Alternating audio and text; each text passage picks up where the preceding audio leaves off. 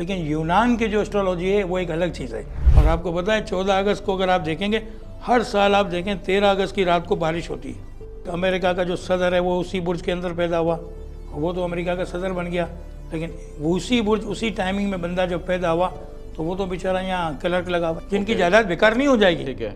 उनको इल्म ही नहीं है ना कि मुझे कहाँ से हवा चाहिए, कौन सी सिर्फ मेरे लिए खुली हुई होनी चाहिए और उसमें मुझे क्या करना है। कि ये वेस्ट ओपन मकान हर एक को रास नहीं आता। एक टावर टूटा ना, नेस्ला टावर, क्यों टूटा? नहीं, बड़ी तो interesting मकसद बात कर रहे ये हैं वही आप। बात आ गई। हाँ। वो जगह की जो चीज़ थी ना वो उनको रास नहीं थी। रब ला तजरनी फरदन वंता खैरुल वारिसीन, ऐ अल्लाह तो मुझे अपना वारिस अता फरमा। दो मियाँ बीवी लड़े हुए थे, तो उनको जो है बस अदालत में केस गया था खुला का। मैंने कहा यार ये दो नगीनें तुम पहन लो और एक हफ्ते के बाद इन नगीनों को तब्दील कर लेना। सोने तक की बली मैंने लोगों से दिलवाई है, वो बली है, वो सदका नहीं। मेरा एरीज है, मेरा टॉरस है, ताल्लुक किस सितारे से, किस बुर्ज से, लोगों को नहीं मालूम। नहीं मालूम। लोग कहते हैं ना मुझे इसमें आज़म की तलाश है, बिल्कुल। और मुझे चाहिए, हर आदमी को चाहिए, हर बुज़ुर्ग को चाहिए। उसको यही नहीं पता कि उसके नाम के जो आदाद हैं उससे मैच करता हुआ जो अल्लाह पाक का नाम है वो पढ़ लेगा तो वो उसके लिए इसमें आज़म। अस्सलाम वालेकुम जी। आज के हमारे शो में एक बहुत दिलचस्प शख्सियत हमारी मेहमान हैं। हम बात करेंगे बहुत से मौज़ूआत के ऊपर और हम देखेंगे कि एक ऐसे इल्म को जानेंगे जिसके बारे में अमूमी तौर पे लोग बात नहीं करते, लेकिन माशरे का एक बहुत बड़ा तबका उसके ऊपर उसकी बेसिस पे अपनी ज़िंदगी के बहुत से अहम डिसीजन लेता है। आज के जो मेरी इस शो की जो शख्सियत है वो गुज़िश्ता 30 साल से इस शोबे से वाबस्ता हैं।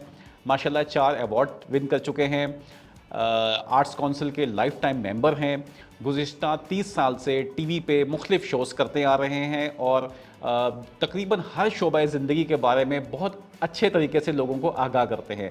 आज का हमारा मौजू है एस्ट्रोलॉजी और हमारे मेहमान हैं जनाब अबू बकर जौहरी साहब। Welcome on the show sir. Thank you sir. कैसे हैं आप? खैरियत से हैं? अल्हम्दुलिल्लाह। सब बहुत बहुत शुक्रिया, आपने टाइम निकाला हमारे लिए। थोड़ा सा मैं चाहूँगा कि पहले आप अपना इंट्रोडक्शन दे दीजिए कि आपने अपना ज़िंदगी का सफ़र कहाँ से शुरू किया? देखिए वैसे तो जब तालीम मुकम्मल करने के बाद शौक़ हुआ कि जो एस्ट्रोलॉजी सीखी जाए, तो आपको पता है कि पाकिस्तान में तो यहाँ इसकी कोई यूनिवर्सिटी कायम नहीं है। एस्ट्रोलॉजी के बारे में जी तो हाँ, कुछ भी बिल्कुल नहीं है। महकमा मौसमियात जो है वो उसी को ज़िम्मे में लेते हैं कि जी क्या सितारों का इल्म है, वो चाँद सूरज सितारों का, जिस तरह चाँद की कमेटी बैठती है। बिल्कुल सही। लेकिन अगर आपको ये चीज़ सीखनी है जो इल्म आदात है, एस्ट्रोलॉजी है, जैसे माहिर जो फल्कियात का इल्म कहते हैं, तो उसके लिए आपको या तो श्रीलंका जाना पड़ता है या इंडिया जाना पड़ता है। सही। क्योंकि इनके पास वो इल्म है कि श्रीलंका वाले जो हैं वो भी इंडियन एस्ट्रोलॉजी है, लेकिन यूनान की जो एस्ट्रोलॉजी है वो एक अलग चीज़ है। वैसे तो चाइना के अंदर भी एक एस्ट्रोलॉजी चलती है, लेकिन वो जो है वो जानवरों के ऊपर रखते हैं कि चूहे का, बकरी का साल, चूहे का साल, वो एक अलग चीज़ है। लेकिन इंडियन एस्ट्रोलॉजी जो है और जो यूनान के वाले जो वो इल्म करते हैं वो बड़ा मुस्तनद इल्म होता है। अच्छा, ये हर कंट्री ने अपनी एस्ट्रोलॉजी बनाई हुई है, मतलब made in China, made in India, इस तरह का मामला है कोई? नहीं, देखें ये जो बुद्ध मज़हब या हिंदू मज़हब मिलते जुलते हैं ये, ठीक है। तो ये मामला ये है कि इनकी जो तारीख़ है बहुत पुरानी है। तो सितारों का जो इल्म है इनसे अच्छा कोई नहीं जानता था उस सही है, वक्त। बिल्कुल। हालात ऐसे थे कि बादशाह अपने साथ तमाम नजूमियों को रखते थे। सही। जो हालात व वाक़यात थे, जो नजूमी कहते थे वो करते थे। तो हर दौर के अंदर आज भी आप ये ना समझें, हमारे जितने भी सदर वगैरह वज़ीर आज़म होते हैं वो भी कोई ना कोई ऐसी चीज़ रखते हैं और बाबाओं के पास जाते हैं। बिल्कुल तो पूछते हैं। जो सही एस्ट्रोलॉजर है या जो वो जानता है इल्म को, वो लोग होते हैं जो अपने आप को छुपा के रखते हैं।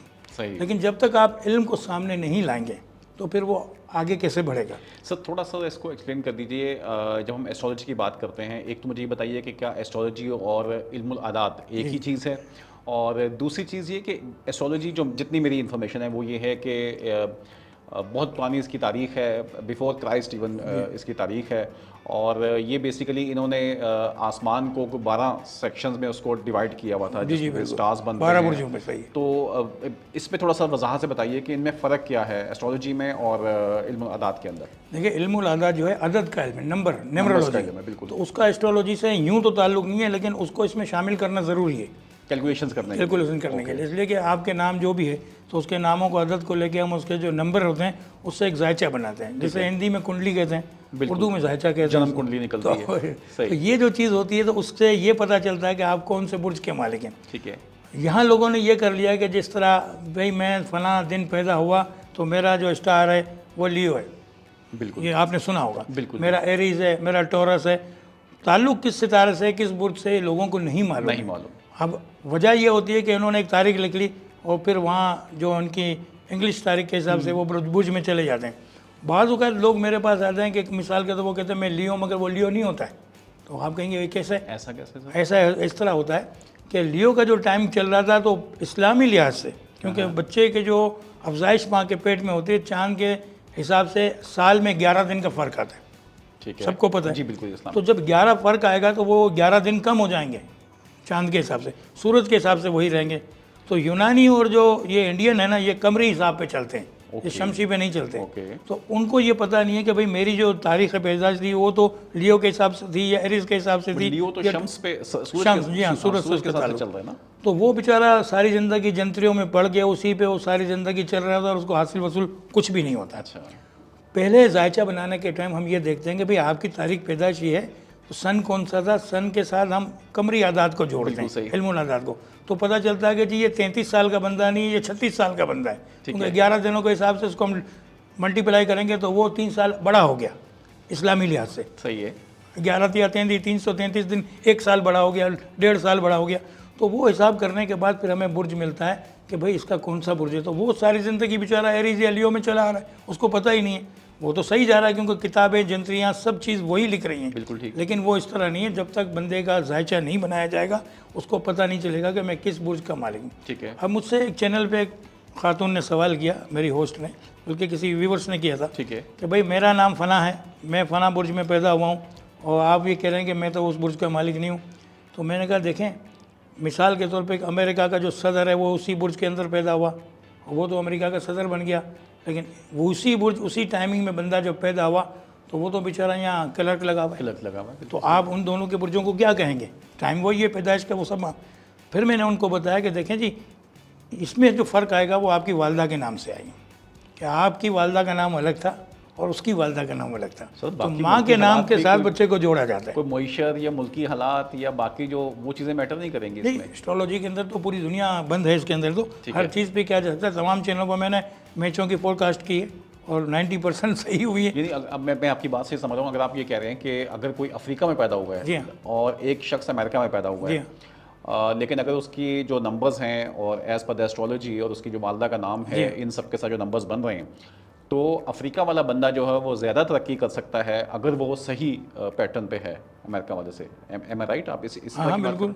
वो जब होगा कि जब दोनों का टाइम ऑफ बर्थ तो सेम है, तारीख भी सेम है, ठीक है, लेकिन चूंकि उनकी वालदा का नाम अलग है, अम्मी का नाम अलग है, तो माँ के नाम के जो आदात है वो उस पर डिपेंड करते हैं, उसके साथ सारी ज़िंदगी चलते हैं, क्योंकि 9 महीने वो माँ की पेट में रहे। सही है। दुनिया का कोई भी आदमी हो, पैदाइश तो उसी तरह होती है ना, दुनिया अल्लाह पाक ने वही सिस्टम रखा है। तो उसके माँ के नाम के आदात जब उसमें जोड़ेंगे तो अगर उसके आदात अमेरिका वाला के भारी हो गए तो अमेरिका वाला ज़्यादा फाइन ज़िंदगी गुजारेगा, और अगर अफ्रीका वाला है तो अफ्रीका वाला गुजारेगा।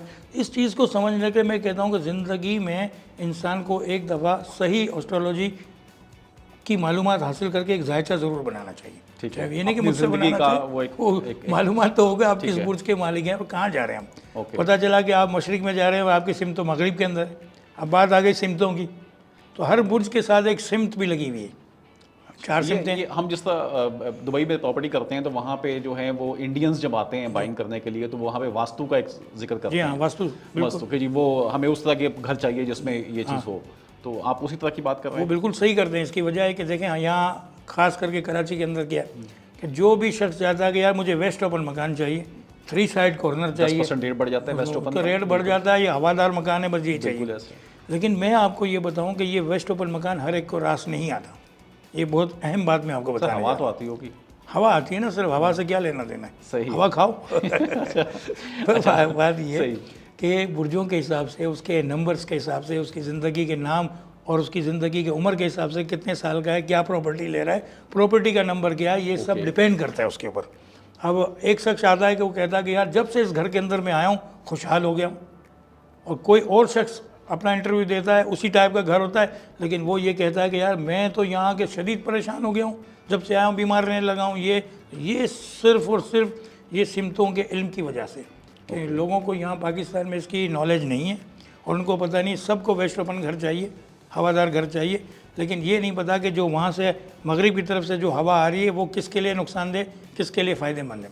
सही। अब एक आदमी जो है वो अपने घर में रह रहा है। अच्छा, सिम्त से मेरी मुराद ये कि सदर दरवाज़ा जो होता है, जो भी आपकी प्रॉपर्टी है, फ्लैट है, बंगला है, मकान है, सही।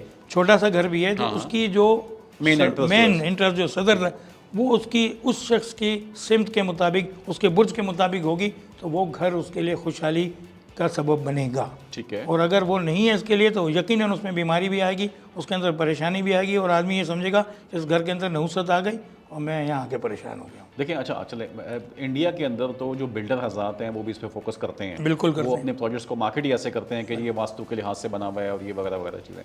तो यहाँ तो हमने कभी इस तरह की कोई प्रैक्टिस देखी नहीं है कि इतने बड़े बड़े सिटीज़ बन जाते हैं, नए इवन डेवलपमेंट, बहरिया टाउन, DHA वगैरह, तो कभी इस तरह की बात हम सुनते नहीं है बिल्डर हज़रात की तरफ से। क्योंकि इंडिविजुअल बंदा घर बनाएगा तो वो तो आप कह रहे हैं कि जायचा बनवाए या उस तरह से प्लान करे। एक सोसाइटी इसको कैसे इंप्लीमेंट कर सकती है इस आइडिया को? एक टावर टूटा ना, नेस्ला टावर, नसर टावर क्यों टूटा? सर, लोग तो ये कहेंगे कि वो जो जगह थी नाजायज थी, में आ गई जब थी, बन रहा था तो कहाँ थे?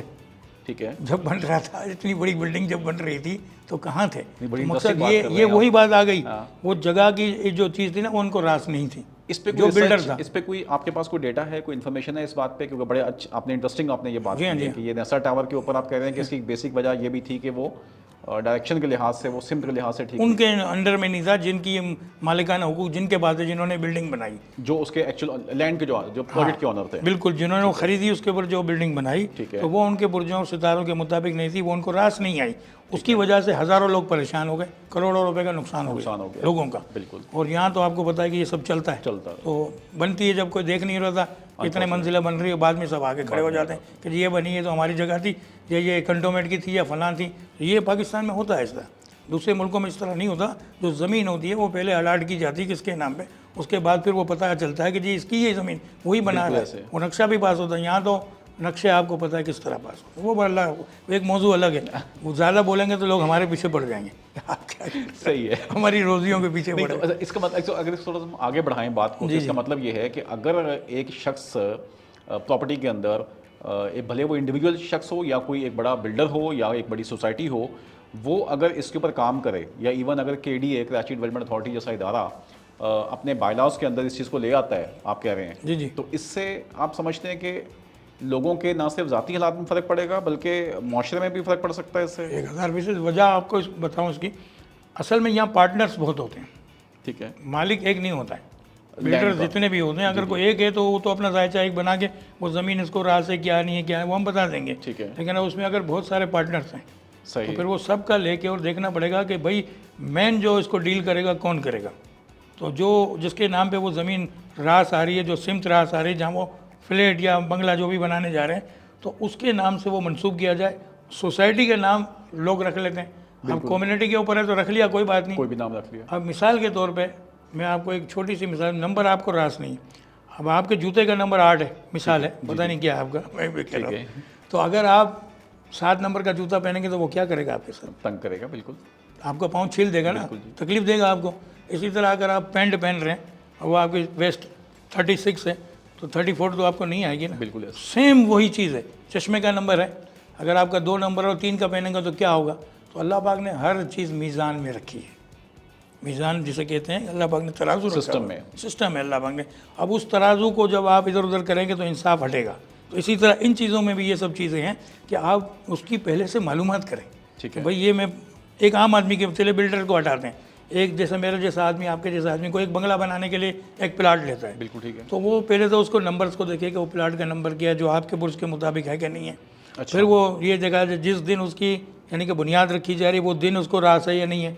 आपको पता है पहले क्या होता था, आप पता नहीं होता है कि नहीं था, मुझे नहीं, कि सबसे पहले एक बकरा लाया जाता था जी, अब भी तकरीबन ये रवायत है ना, बकरे की कुर्बानी दी जाती है वहाँ, ऐसा ही ज़्यादा भी दी जाती है। असल में हुआ ये है कि ये जो सदका है या बली जिसे कहते हैं इंडियन एस्ट्रोलॉजी में, तो वो तो बकरे भी बेचारे शामत आ जाती है। सही, मतलब कुछ भी करो जी बकरा काट दो, ऐसे ही। भाई ऐसा नहीं है यार, ऐसा नहीं है।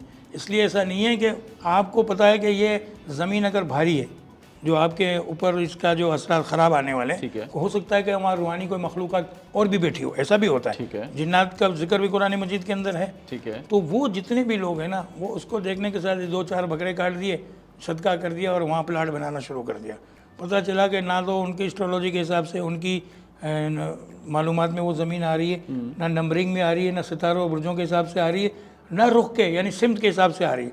फिर जब वो बिल्डिंग बनाते हैं तो आपको मैं कराची का एक प्लाट बताता हूँ।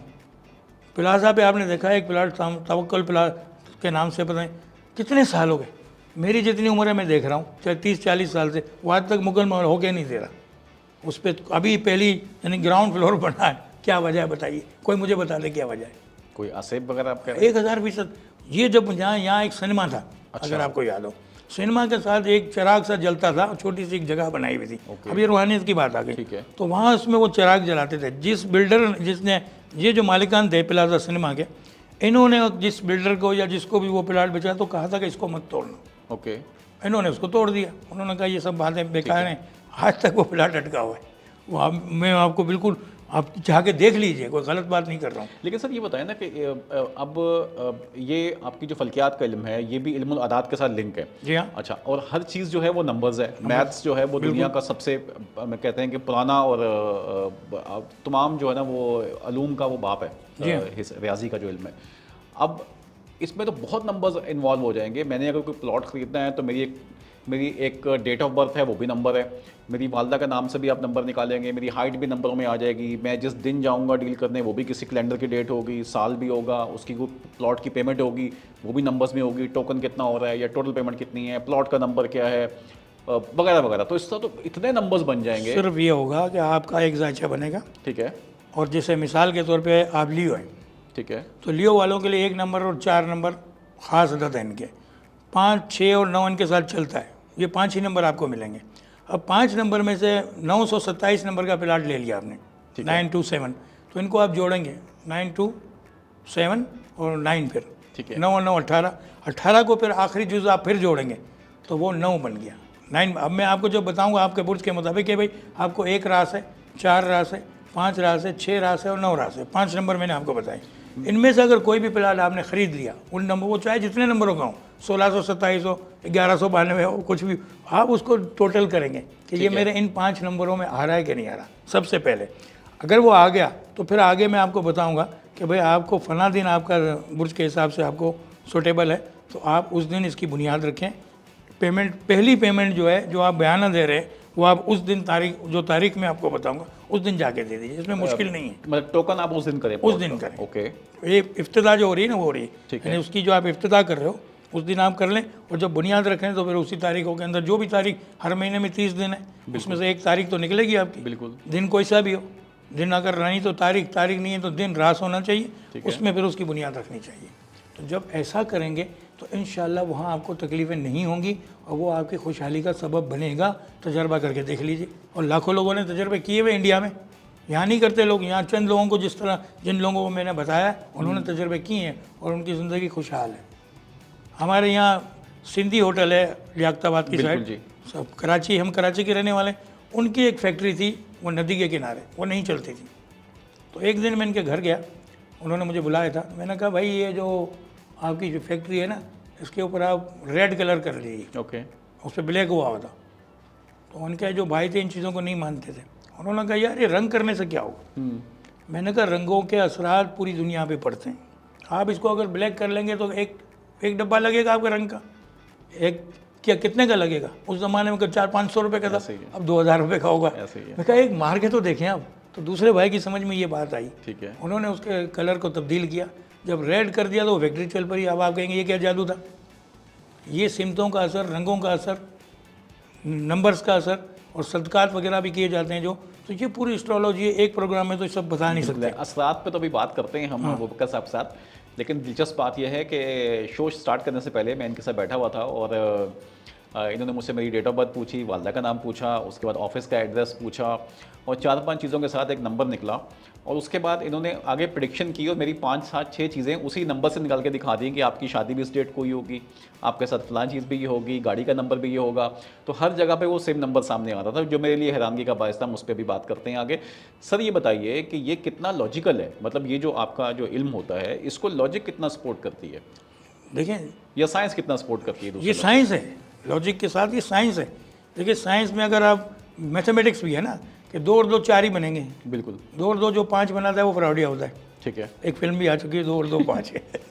तो 2 और 2 4 बनेंगे तो ये मैथमेटिक्स है ना। तो अगर जिस तरह मैं आपको बता रहा हूँ वो आप करके देखेंगे तो तजर्बा होगा ना।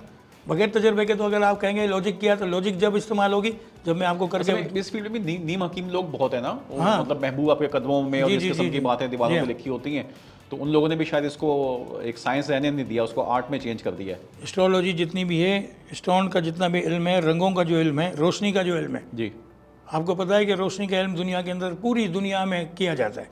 अगर आप एक तेल की बोतल भर के, एक ग्रीन कलर की बोतल हो, हाँ। जो यहाँ हमारे यहाँ तो बहुत से आम कोल्ड ड्रिंक की भी बोतलें मिल जाती ग्रीन, सही। उसमें आप तिल का तेल, सरसों का नहीं, तिल का ठीक तेल, है। तिल का असली तेल भर के उसको आप चांद की रोशनी में 21 दिन रख लें, और जिसके सर में शदीद दर्द होता हो, जो कोई डॉक्टर भी उसका इलाज ना करे, वो डालना शुरू करे तो वो बिल्कुल सही हो जाएगा। सर वो चांद की किरणों, इसकी बेस कहाँ से आपके पास चांद की आएगी? किरणों से और रंगों के असरात से। नहीं मेरा पॉइंट है कि ये तेल रखना और ये चीज़ें करनी, मतलब इसकी कोई थ्योरी है इस इल्म की, या आपका एक्सपीरियंस है, आप इसे कहाँ से इसको सोच के इस तिल का जो तेल है, सुनना है, वो तो आपके दिमाग के लिए सही है, मतलब ठीक है। खोपड़े का तेल है या सरसों का, ये हम लोग तेल तो इस्तेमाल, हम यूज़ करते हैं हम लोग। मगर जो कलर मैंने दिया ना कि ग्रीन बोतल के अंदर, अच्छा तो जब उस पर चांद की किरणें पड़ेंगी, उससे पास हो गए, जब वो बोतल के अंदर तेल के साथ जाएंगी, तो उसके अंदर वो असरात पैदा हो जाएंगे जो आपकी उस बीमारी का इलाज है। अब ये स्टोन जो पहने जाते हैं, स्टोन थेरेपी जितनी भी है, अब मैंने ये पर्पल कलर का नगीना पहना हुआ है, इसकी रोशनी यहाँ भी पड़ रही है, सूरज की भी पड़ रही है, ये मेरे जिस्म के अंदर जा रही है, तो ये स्टोन पहन के मैं को अमीर नहीं हो जाऊँगा। इसकी जो रोशनी है जब मेरे जिस्म में गई, तो मेरी वेंस के ज़रिए मेरे दिमाग के जो खुलिए हैं वो सब खुलेंगे, तो मैं वो काम करूँगा जो मुझे रास है, जो मेरी अकल खुलेगी। लोगों ने इसको यूँ मान लिया ये नगीना बड़ा रास है, ये वो रास नहीं है भाई, नगीना रास नहीं, इसकी जो रोशनी आपके जिस्म के अंदर जा रही है, वो अल्हम्दुलिल्लाह जाके आपके जिस्म में, अगर आपने सही प्रॉपर नगीना पहना है, तो वो आपके जिस्म में जाके वो आपके दिमागी खुलियों को खोल रही है। सही। जब वो खुलेंगे तो आप उसी तरफ जाके काम करेंगे जो काम आपको करना है, जो आपकी एक सीधी एक वे है। और आप अभी तक क्या कर रहे थे, उल्टे काम कर रहे थे, तो आप हमारे पास आए या किसी एस्ट्रोलॉजर के पास गए, उसने आपको अगर सही गाइड कर दिया, तो फिर आपकी किस्मत खुलना शुरू होगी। लोग कहेंगे यार फलां के पास गया था, उन्होंने कोई कराम, मेरी कोई करामत नहीं है, मैं एक इल्म जानता हूँ, ये साइंस इल्म है। फिर आपको बताता हूँ कि इन रंगों को इस्तेमाल करो, लिबास के अंदर कौन से कपड़े किस रंग के पहनने हैं, क्या सदकात आपको करने हैं, कौन सा दिन आपके लिए रास है, कौन से अदद आपके लिए रास है, कौन सी सिमत आपके लिए रास है। अगर ये आप कर लेंगे तो साइंस भी आ जाएगी इसके अंदर, लॉजिकल चीज़। वो कब आएगी? जब आप तजर्बा करेंगे। बगैर तजर्बे का अगर कोई भी बोलता है बेकार है। सर बहुत हम फंस नहीं जाएंगे इस तरह इतनी कैलकुलेशंस के अंदर कि मुझे अब एक प्लॉट का डिसीजन करना है, मुझे प्रॉपर्टी लेनी है, मुझे किराए पे घर लेना है, या मुझे कुछ करना है, तो मैं हर चीज़ के लिए पहले एक वर्किंग करवाऊँ उसके ऊपर अलग से? सिर्फ एक जायचा बनेगा जो मैंने बताया आपको। ठीक है, आपका जायचा, आपकी वालदा का नाम, आपकी डेट ऑफ ये बर्थ, लाइफ में एक दफ़ा बनेगा? एक दफ़ा बनेगा। उसके बाद जो चीज़ें निकलेंगी, 5-7 चीज़ें होंगी, वो उसको सारी ज़िंदगी इस्तेमाल कीजिए और खुशहाल हो जाइए।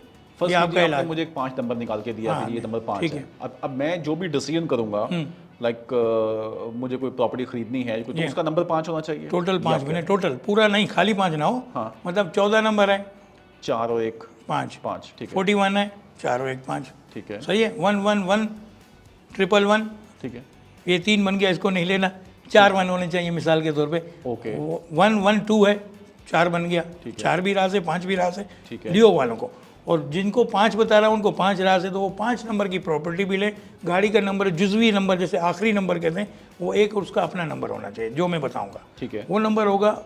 जायदाद भी वही लें, मकान भी वही लें, गाड़ी भी वही लें, यहाँ तक कि आप अपनी ज़िंदगी में अगर देखेंगे ना, तो पीछे भी वही होता चला आया होगा। सर आपके साथ तो हमारी बड़ी अच्छी गाड़ी छिनेगी इंशाल्लाह चीज़ें, क्योंकि हमारी तो फील्ड ही ये है रियल एस्टेट की। ये बताएं कि ये अगर कराची के मसाइल को हम देखें, प्रॉपर्टी के, रियल एस्टेट के मसाइल को देखें, और आपके इल्म को इस पर रखते हैं हम लोग, तो आप क्या समझते हैं कि इसमें क्या क्या चीज़ें कंट्रोलेबल हैं अगर इंसान इसके थ्रू चलता है? लाइक यहाँ मसले क्या हैं जी? आप देखें एनओसी के मसाइल हैं, यहाँ चाइना कटिंग के मसाइल हैं, यहाँ पे बिल्डर डिलीवरी नहीं देता, यहाँ पे प्रोजेक्ट्स के ऊपर इश्यूज आ जाते हैं, इंक्रोचमेंट्स हो जाती हैं, वगैरह वगैरह मल्टीपल चीज़ें चल रही हैं इस अगर पूरे माशरे के अंदर। तो अगर एक शख्स अपना जायचा बना के आपके थ्रू जाता है, तो उसको क्या क्या हेल्प मिल रही है? मतलब वो इन सब चीज़ों से कैसे बच पाएगा? उनसे कोई हेल्प नहीं मिलेगी, ठीक है, वो हमारी पैदा करदा चीज़ें हैं।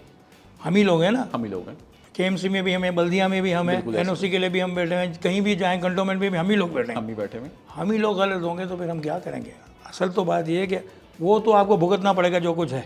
अच्छा, ये तो हम लोगों को जब से पैदा हुए हम यही देखते चले आए। ठीक है, अब बिजली के बिलों का क्या हाल है आपको पता है, भुगत रहे ना। बिल्कुल। और एक खबर भी आ गई है कि कोई कमी नहीं होगी, ऐसा 400 यूनिट तक भी कमी नहीं होगी, 200 में भी कमी नहीं होगी, किस्त लेंगे मगर बिल लेंगे। मिसाल तो वो जो चीज़ कोई छोड़ने के लिए तैयार नहीं, तो वो हमारी पैदा करता चीज़ ठीक है। इसका एस्ट्रोलॉजी से कोई ताल्लुक नहीं ओके। है, ना इल्मुल आदात से कोई ताल्लुक है। आपने एक जायचा बना के मोटी मोटी ये करना है कि आपको जो मैं नंबर बता रहा हूँ, जो दिन बता रहा हूँ, जो रंग बता रहा हूँ, वो इस्तेमाल कीजिए। साल 6 महीने के अंदर आप मुझे दुआएं दे रहे होंगे, हज़ारों लोग मुझे दुआएं दे रहे हैं। 2006 से मैं टीवी प्रोग्राम कर रहा हूँ, जब लाइव प्रोग्राम भी नहीं थे। उस वक्त से आज तक जितने भी लोग मेरे पास अल्हम्दुलिल्लाह आए, उनमें से मैं ये भी नहीं कह सकता कि 6 लोगों को कोई नुकसान हुआ हो। सबको फ़ायदा अल्लाह की ज़ात से हो, अल्लाह ने फ़ायदा दिया। देखिए मैं फ़ायदा नहीं पूछा, मैं एक इल्म जानता हूँ। आप डॉक्टर के पास जाते हैं जी, डॉक्टर आपको टेबलेट देता है, आप यकीन के साथ उसको खा लेते हैं, बिल्कुल। और आपका बुखार उतर जाता है। उसके अंदर क्या है भाई? उसमें भी सब यही चीज़ें जो इन स्टोन्स के अंदर हैं, ज़मीन से पैदा होने वाली इंग्रेडिएंट्स हैं टैबलेट मेडिसिन के अंदर, कुछ मेडिसिन में सब यही चीज़ें हैं जो दुनिया में मौजूद है ना। बिल्कुल। तो इन स्टोन्स के अंदर भी वही अज्जा अल्लाह पाक ने पैदा किए। ये रोशनी के ज़रिए आपके जिस्म में जा रहे हैं, और वो आपके खाने के साथ जा रहे हैं, उसको आप खा रहे हो। कुछ लोग जो है वो आपको मैं बताऊं कि बिल्कुल आंखें बंद करके उनको ये बता दिया जाता है, यानी लोगों को बता देते हैं तुम्हारे साथ ये प्रॉब्लम है, तो वो उनकी रूहानियत तेज़ है, उन्होंने उसका कोर्स किया हुआ है। मैंने स्टोन का और ये इल्मुल आदात का कोर्स किया है, डॉक्टर ने MBBS का अपना कोर्स किया हुआ है, हकीम ने अपना कोर्स किया हुआ है। तो जो जिस इल्म को जानता है वो उतनी बात करता है। मैं जिस इल्म को जानता हूँ, मैं जो मेरे पास जितने भी लोग आए, हज़ारों लोग गंवाएं, जब आपका ये प्रोग्राम टेलीकास्ट होगा तो आपके पास जितनी भी कॉल्स आएंगी वो आपको पता चल जाएगा कि भाई एक कौन बैठा हुआ था और जिसने क्या किया और हमारे साथ क्या क्या हुआ, वो खुद बताएंगे, मैं नहीं। मेरे पास तो इतनी मोटी किताब है, लोगों की ख़तों किताबें जितने सारे पढ़े कि ये पूरी दुनिया से, सिर्फ पाकिस्तान से नहीं, ये हुआ वो हुआ। मैं आपको एक दिलचस्प वाक़या सुनाता हूँ। मेरे पास न्यूयॉर्क से एक साहब आए, अगर वो प्रोग्राम वहाँ देखेंगे मैं उनको कहूँगा ज़रूर देखें, महमूद सिद्दीकी साहब नाम था। अच्छा। वो अपने दोनों बेटों को लगे, दोनों गंजे थे। अच्छा। पैदाइशी गंजे थे, उनके बाल नहीं थे। तो वो उन्होंने कहा कि यार अमेरिका में इंडियन लोगों के साथ भी देख लिया, पाकिस्तानी से भी देख लिया, कोई इनसे शादियाँ नहीं करता, ये बिल्कुल गंजे। ठीक है। तो क्या नहीं, दोनों का जायचा बनवाना है। तो एक लड़का जो था इसमें बहुत ज़्यादा पढ़ा लिखा था, तो उसको ये यकीन नहीं आ रहा था। बहरहाल मैंने उनके जायचे बनाए, तो मैंने कहा यार आप यहाँ क्यों आए? बोला सिर्फ आपसे मिलने, और अब हम जा रहे हैं इस्लामाबाद कल। ठीक है। और हम अजीज़ाबाद के अंदर, वो फैमिली भी गवाह होगी, ओके। तो यहाँ एक दिन रुकेंगे फिर हम चले जाएंगे। मैं कहा ठीक है। मैं कहा आपके बेटों की शादी इसी महीने होगी। अच्छा। हो सकता है कि 15 दिन के अंदर हो जाए, ये मेरे अल्फाज थे।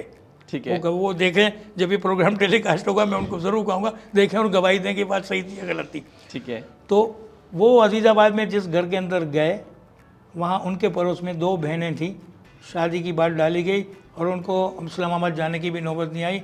मेरे ख्याल में 10 दिन में इनकी शादी हो गई, बगैर बालों के। बगैर बालों के। और 2 बहनें 2 भाई, एक गवाह है, मैं झूठ क्यों बोलूँगा, मुझे क्या ज़रूरत। तो उस पर जो आए मेरे पास, ये जो कुछ उन्होंने मेरी खिदमत की, मैं तो खैर जायचे की फ़ीस ले चुका था उनसे, मेरा हक नहीं था, लेकिन उन्होंने बड़े प्यार। और फिर उन्होंने मेरे साथ तस्वीरें खिंचवाई। वो पाकिस्तान पोस्ट अखबार निकलता है वहाँ से, अमेरिका से, न्यूयॉर्क से, उसमें मेरी तस्वीरें छापी इन्होंने। ठीक है। मेरा एड्रेस छापा कि भाई कोई भी प्रॉब्लम हो तो आप इनसे जाके मिलें। तो मैंने उनको मना किया कि भाई ये मेरी इस तरह की एडवर्टाइज ना करो, मैं चैनलों पे आ रहा हूँ, सबको पता है। तो कहने का मकसद, उन्होंने जो मेरी बताई हुई बातें थी ना, वो मैंने कहा था इसी महीने, फिर मैंने कहा 15 दिन, तो 3 दिनों में इन्होंने वो अमल शुरू कर दिया था जो मैंने उनको बताया था। भाई ये सदका करना है, ये अल्लाह पाक का नाम पढ़ना है आपको, और ये स्टोन पहनने हैं। उन्होंने वो 3 दिन में मुझसे वो कर लिया था।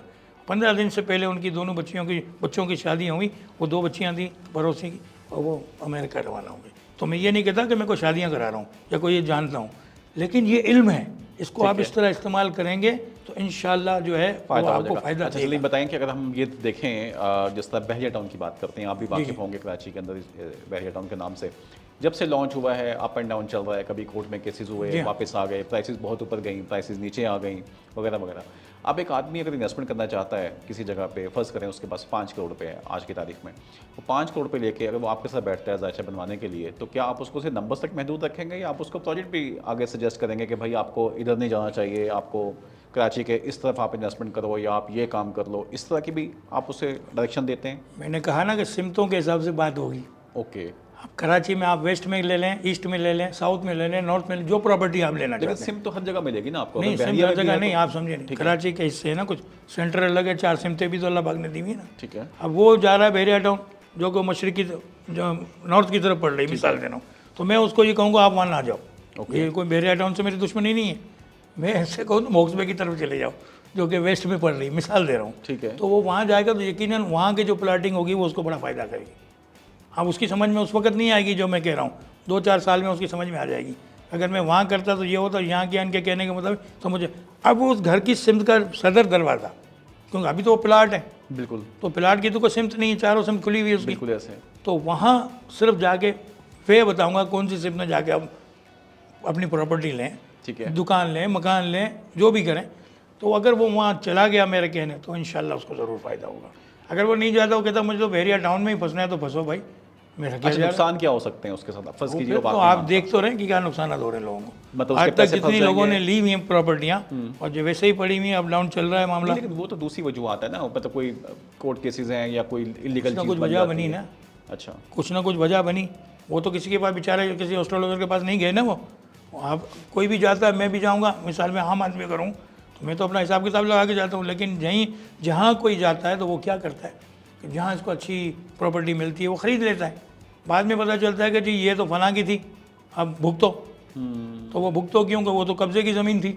ऐसे कितने प्लाट ख़राब हुए हैं। ऐसे ही है। तो लोग ये देखे बगैर लालच में आ जाते हैं और जाते हैं मशवरे के बगैर करते हैं। ठीक है, और अब तेसर टाउन के अंदर लोगों ने कितना पैसा फंसाया हुआ है, बिल्कुल बताओ। क्या हाल है वहाँ का आप देख रहे हैं। लेकिन जब चलेगा तो फायदा भी देगा जब चलेगा ना, जिन्होंने ली होंगी वो तो मर जाएंगे बेचारे, उनके बच्चे, उनके पोते, उनके नवासियाँ वो काम करेंगे।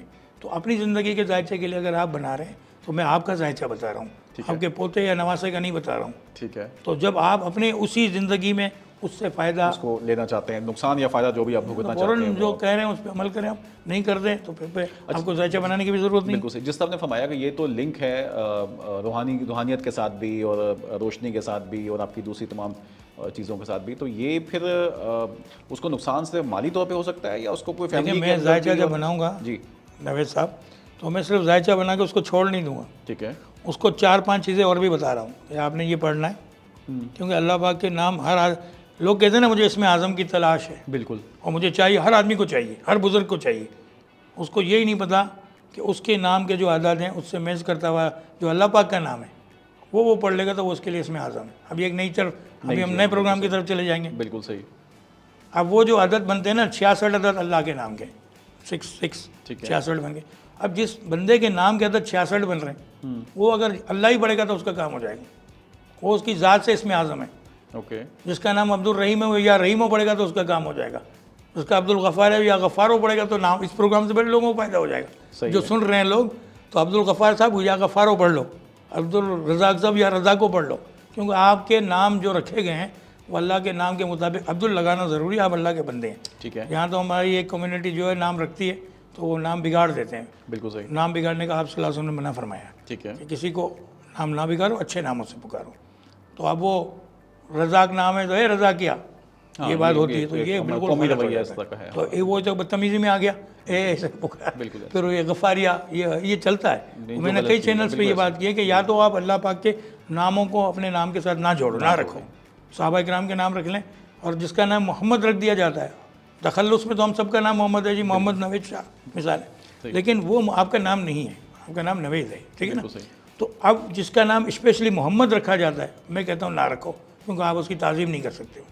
ठीक है, अब आपके दोस्त आपको बुरा भला भी करेंगे, गाली गलौज भी करेंगे, बदतमीज़ी भी करेंगे, तो अल्लाह के भी वो जो नाम है वो ना रखे जाएँ। ऐसा नाम रखा जाए, किसी हॉस्टल, एक टीवी प्रोग्राम में मुझसे किसी ने कहा कि हमारा बच्चा बहुत बीमार रहता है, और हमने एक मौलाना साहब से पूछ के जो है ये नाम इनका रखा था। मैंने कहा वो मौलाना साहब इल्मुल आदात जानते थे, एस्ट्रोलॉजर थे? बोला नहीं, मस्जिद के इमाम थे। सही। मैंने कहा आप कितने किलो मिठाई लेके गए थे? बोला 2 किलो मिठाई लेके।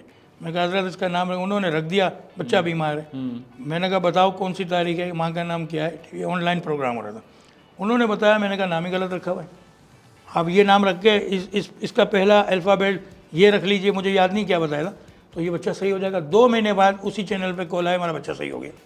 अच्छा, क्यों? वजह ये कि भाई जो इल्म मैं जानता हूँ वो मौलाना साहब नहीं जान रहे, सही। जो मौलाना साहब मुफ्ती हैं वो दूसरा इल्म जानते हैं। आप उस इल्म के अंदर हो, हमारा काम आप क्यों कर रहे हो? हम तो आपका काम नहीं कर रहे। फतवा देने के लिए कोई मुझे अगर मैं आपके आपके इल्म के मुताबिक हम लोग जो है वो रियल एस्टेट को रिस्ट्रक्चरिंग का तरफ सोचते हैं कि अगर हर इंसान अपना जायचा बनवाता है, एक तो वो है जो न्यू इन्वेस्टमेंट्स करने जाते हैं किसी सोसाइटीज़ में या अपार्टमेंट्स के अंदर, और एक वो लोग हैं जो ऑलरेडी आबाद हैं, उनको पता ही नहीं है। अब हुकूमत ने भी बहुत से फ्लाईओवर्स बना दिए, अंडरपासें बना दी, इसी डायरेक्शन में जा रहे हैं वहाँ से भी, तो काफ़ी ज़्यादा शफलिंग नहीं हो जाएगी, उखाड़ पिछाड़ हो जाएगी पूरे माशरे में? ये तो कि लोगों को, कई बेचारों को घर छोड़ने पड़ जाएंगे, कई किराएदारों को शिफ्ट होना पड़ जाएगा, हो सकता है माला मकान और किराएदार का जाचा ही आपस में मैच ना कर रहा हो। सही। तो ये तो बहुत ज़्यादा नहीं हो जाएंगी चीज़ें, डिस्टर्ब नहीं हो जाएंगी इससे? हमने मकान मालिक का नहीं बनाना हजरत, हमने जायचा उसका बनाना है, उस मकान से वो मैच है क्या नहीं है। आप यकीन करें उसमें उसको तकलीफ नहीं होगी, ये मैं गारंटी देता हूँ। जो अगर मेरे नंबर्स के मुताबिक उसने जायदाद किराए पे भी ली है ना, वो उसके लिए फेवर में होगी, 100% होगी। ये मेरा 30 साल तजर्बा है। मेरे उस्ताद की उम्र जो थी वो 70 साल थी जब उनका इंतकाल हुआ, और वो अगर मैं उनका नाम बता दूंगा तो बेशुमार लोग उनको जानते हैं। बड़े बड़े स्मगलर उनके पास आते थे कि हम कौन से दिन ये काम करें, ऐसी बात है। वो उनका हुर्रियत अखबार में और डाउन न्यूज़ के अंदर उनके वो एडवर्टाइज भी आती थी। अच्छा। प्रोफेसर इकबाल कासिम साहब बता रहा हूँ। अच्छा, माशाल्लाह। वो पूरी दुनिया जानती है इनको, पूरी दुनिया में से लोग उनके पास आते थे। उस ज़माने में इनकी सिर्फ 200 रुपये फ़ीस होती थी, सस्ता दौर था 40 साल पर। और वो उनकी ज़बान लोग ये कहते थे कि काली, वो ज़बान काली नहीं थी, वो इल्म इतना अच्छा जानते थे कि जो इन्होंने कह दिया इस टाइम ये होगा तो वो उसी टाइम होता था। तो वो इल्म है ना, इल्म की एक बिल्कुल सही, एक म्यार है उनका। अब जो पामिस्ट होते हैं वो आपको बता दें ये लकीर यहाँ है, ये लकीर यहाँ है। अगर ऐसा नहीं हुआ तो पामिस्ट का क्या कसूर है? आपके उस टाइम तक वो लकीर चेंज हो गई आपकी। सही। वो जिसने ये इल्म ईजाद किया उसके तो साथ ये चीज़ आपके इल्म के अंदर भी है? अगर मतलब किसी ने कोई ऐसे काम किया लेकिन वो सितारे आगे पीछे हो नहीं गए ना, आपकी वालदा तो वही है ना, हाँ, आपकी तारीख पैदाइश वही है, आपका नाम भी वही है। आप नाम चेंज करेंगे तो फ़र्क हो जाएगा। ओके। अब एक बच्चा बीमार रहता है तो लोग उसका नाम चेंज करते हैं ना, अखबारों में आप अक्सर पढ़ते हैं, हमने अपने बच्चे का नाम फला रख दिया, बिल्कुल। वजह क्या थी? वो बीमार रहता था। 90% यही होता है, बिल्कुल होता तो चेंज करते हैं। या कोई परेशानी आई, किसी ने अपना नाम चेंज किया, अखबार में देते हैं, फिर शनाख्ती कार्ड बनता है। तो वजह इसकी ये, जो ये इल्म जानते हैं वो आपको बता सकते हैं। अगर जो एक आदमी जानता ही नहीं, वो कहे कि जी मैंने तो फला जायदाद ली थी, वो तोड़ फोड़ में आ गई, तो हम क्या कर सकते हैं भाई? हम तो जो बता रहे हैं वहाँ आप करेंगे तो इंशाल्लाह इस तकलीफ से नहीं गुजरेंगे। सर ये बताएं कि पाकिस्तान इस वक्त जिस मुआशी बहरान से गुजर रहा है, ये कब तक आप देखते हैं कि ये जो काले बादल हम पे छाए हुए हैं ये कब तक छट सकते हैं? जब तक हम लोग सही नहीं होंगे जब तक ये चलेगा। अब ये तो इसका एस्ट्रोलॉजी से आपकी तो ताल्लुक उम्मीद नहीं, नहीं है, नहीं ये तो इसका कोई- एस्ट्रोलॉजी से ताल्लुक अच्छा। नहीं। मैं आपको बता रहा हूँ, मैं ये सारी पेशेंट गोइयाँ कर चुका हूँ, दूसरे वो ऑलरेडी मैं मौजूद वही हैं। कहता हूँ कि वर्ल्ड कप के स्पोर्ट्स की आपकी बड़ी अच्छी वो मैंने पेशेंट भी, रहती है। हाँ जी, वही कही मैंने। और ये इमरान खान के बारे में मैं बता चुका हूँ। ठीक है, जब इनकी हुकूमत आई थी तो मैंने कहा था कि ये 18 महीने से ज़्यादा नहीं चलेगी। ठीक है, 18 महीने तक वो सही चलती रही, 18 महीने के बाद क्राइसिस शुरू हो गए, सही। 3 साल में आके वो ख़त्म हो गई। अभी पिछले एक चैनल पे, नाम चैनल का लूँ ना लूँ पता नहीं मुझे, तो वेनस चैनल पे बता रहा हूँ मैं आपको, मैंने ये पेशगोई की थी कि इमरान साहब को जो है सज़ा हो जाएगी, ये अंदर हो जाएंगे। कोई मेरी बात मानने के लिए तैयार नहीं था। इसके बाद मैंने मेमन सेकेंडरी स्कूल है ब्लॉक नंबर 3 में, वहाँ आज टीवी और टाइम ऑफ कराची वाले आए थे। ठीक है, इलेक्शन के टाइम बल्दियाती जब हो रहे थे, तो उन दोनों को वो सुन रहे होंगे तो देखेंगे भी ये प्रोग्राम। उन्होंने कहा कि ये आपको इलेक्शन क्या लगता है? मैंने कहा भाई जीतेगी तो जमात इस्लामी, लेकिन मेयर पीपल्स पार्टी का बनेगा। ये उसी दिन 18 फरवरी थी, पता नहीं कौन सा, याद नहीं, उसी दिन का वो रिकॉर्ड उनके पास मौजूद है। तो उन्होंने वो मेरी नहीं चलाई, चांसेस नहीं थे, चलाई नहीं। जब नहीं चलाई तो मैं नाराज़ हो गया, यार क्यों नहीं चलाई? कहने का ये हो नहीं सकता, जीतेगी जमात इस्लामी और जो मेयर पीपल्स पार्टी का आएगा, तो ये हमारे हलक से उतर नहीं रही। आ गया घंटों 6 महीने के बाद अब वो मुझे बार बार कॉल करने में गया नहीं हुआ। बिल्कुल सही। मैं कहा यार जो चलाने वाला जो टाइम था उस वक्त आपने चला ही नहीं, अब तो मुर्तज़ा साहब आ गए, अब क्या कर सकते हैं आप? कहने का कौन से इल्म से तुमने ये हिसाब लगाया था? मैं कहा इसी इल्म से लगाया था जो मैं भी कर रहा हूँ, आपने मेरी बात मानी नहीं थी। तो अब आगे की पेशेंट गोई अगर मैं कोई कर दूँ कि ये होने वाला है, इमरान साहब का मैंने कहा था कि भाई इनको सज़ा होगी, ठीक है, लोग नहीं मान रहे थे। अब जब इनको अंदर होना पड़ा, सज़ा अभी हो गई है, मगर वो होगी नहीं होगी बात की बात है। ठीक है, फिर वक्त तो उनको सज़ा 2-3 साल की दे दी। ठीक है। तो ये एस्ट्रोलॉजी उन सब चीज़ों को दिखाती है कि इसके बुर्ज में एक सहारसती होती है जो कि बहुत मशहूर चीज़ है। जिसके ऊपर ये सहारसती आती है ना, वो 8 साल के लिए, 7.5 साल के लिए परेशान हो जाते हैं।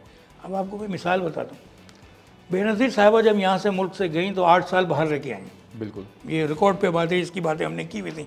नवाज शरीफ साहब यहाँ से जब गए जिला वतनों के तो 8 साल बाहर रह के आए। जरदारी साहब जो 8 साल जेल में रहे। ठीक है, तो ये जब वो वक्त आता है ना सहारसती का, इसका सैटर्न सैयारा से ताल्लुक़ है, जिसे हम ज़ोहल कहते हैं। तो दिल्लू वाले और जिद्दी वाले जो होते हैं ये ज़्यादा इसमें परेशान होते हैं, उनका सितार अपने हुए हैं। तो जब इनके साथ ये होता है तो 8 साल तक वो अपने मुल्क में भी नहीं आ सकते और हो सकता है कि 8 साल की जेल हो जाए, जैसा कि जरदारी साहब को हुई। और जो मैं चैनलों पे बात कर चुका हूँ। दूसरी बात मैं आपको बताऊँ, मुशर्रफ साहब यहाँ से गए तो कितने साल बाद वापस आने की कोशिश कर रहे थे, जो नहीं आ सके 8 साल हुए थे। आप रिकॉर्ड उठा के देख लीजिए।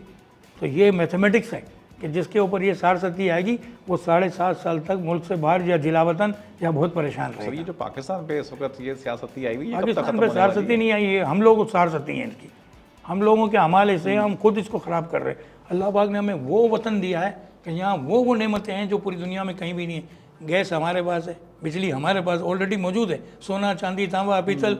आपको स्काई लैब का अगर वाकई आपकी उम्र हो तो आपको याद होगा, स्काई लैब जब ऊपर से गिरने वाली थी, जब ये ऊपर गई थी तो इन्होंने पाकिस्तान को बताया था कि थर के अंदर तुम्हारे पास तांबा और कोयला है। ये इत्तला उसने दी थी सैटेलाइट पे। जब इन्होंने यहाँ से निकालना शुरू किया कि यहाँ कोयला भी तांबा भी, उस वक्त हमारे पास तो हालात नहीं थे। तो अल्लाह पाक ने इस मुल्क में बहुत ख़जाने दिए हुए, मार्बल यहाँ है, जवेरात यहाँ है, तेल यहाँ है, गैस यहाँ है। और हम कमिटमेंट करते हैं कि यार IMF के जो हम यहाँ से तेल नहीं निकालेंगे, समझिए। ठीक है। क्यों नहीं निकालेंगे भाई? क्योंकि हम उनके कर्जदार हैं। वो कहते हैं नहीं निकालो, ये बिजली महंगी करो। अब जितना बोझ पड़ा हुआ है लोगों पे, हम सब पे, चाहे वो करोड़पति हो चाहे छोटे घर के में, सबकी ज़िंदगी अजीरन होगी, वो हमने खुद की हुई है, हम ही लोग हैं। इसका सितारों और बुर्जों से कोई ताल्लुक़ नहीं है। अल्लाह पाक ने पाकिस्तान को 27 रमज़ान को बनाया था। 27 रमज़ान के अदद 9 बनते हैं। 9 और आपको पता है 14 अगस्त को अगर आप देखेंगे, हर साल आप देखें 13 अगस्त की रात को बारिश होती है कराची के अंदर स्पेशली। नोट कीजिएगा आइंदा सालों में, वो थोड़ी सी होगी लेकिन बारिश, वो अल्लाह की रहमत आती है। ये मुल्क रहमत है, लेकिन हम लोगों ने इसका इस्तेमाल सही नहीं किया, हम लोगों ने इसको बर्बाद किया है। इस ज़मीन के अंदर वो ख़जाने मौजूद हैं, एक रात में कर्जा उतर जाएगा। बहुत बड़ी बात आपके चैनल पे कर रहा हूँ। इतने महंगे जवेरात हमारे स्वात के अंदर और हुंजा के अंदर और गिलगित के अंदर मौजूद हैं। एक एक नगीना लाखों रुपए की अहमियत से ताल्लुक़ रखता है।